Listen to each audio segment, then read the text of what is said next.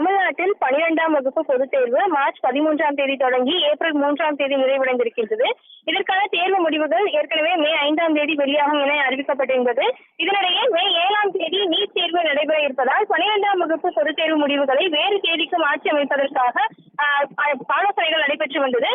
பள்ளிக் கல்வித்துறை அமைச்சர் நேற்று கூட செய்தியாளர் சந்திப்பில் இது குறித்து தெரிவித்திருந்தார். குறிப்பாக இன்றைய தினம் வெளியிட்டுள்ள அறிவிப்பில் தெரிவித்திருப்பது என்னவென்றால் 12ஆம் வகுப்பு பொதுத் தேர்வு முடிவுகள் பள்ளிக் கல்வித்துறை அமைச்சர் அன்பில் மகேஷ் பொய்யாமொழி அவர்களால் அண்ணா நூற்றாண்டு நூலக கட்டடத்தில் 8ஆம் தேதி, அதாவது ஜூன் 8ஆம் தேதி வெளியிடப்படும் என்று தெரிவிக்கப்பட்டிருக்கிறது.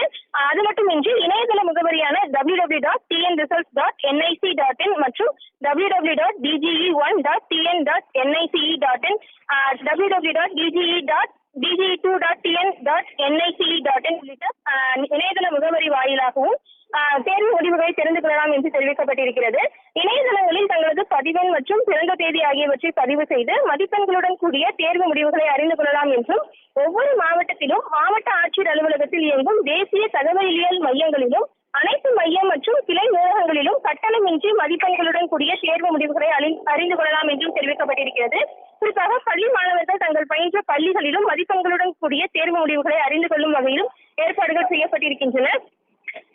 பள்ளி மாணவர்கள் அவர்கள் பள்ளியில் சமர்ப்பித்த உறுதிமொழி படிவத்தில் குறிப்பிட்டுள்ள கைபேசி எண்ணிற்கும் குறுஞ்செய்தி வழியாகவும் மதிப்பெண்களுடன் கூடிய தேர்வு முடிவுகள் அனுப்பப்படும் என்றும் தெரிவிக்கப்பட்டிருக்கிறது. குறிப்பாக ஜூன் 8ஆம் தேதி தேர்வு முடிவுகள் 12ஆம் வகுப்பு தேர்வு முடிவுகள் வெளியாகும் என்று தற்போது அரசு தேர்வுகள் இயக்கம் அறிவிப்பு ஒன்றை வெளியிட்டிருக்கிறது. பிரகாஷ்.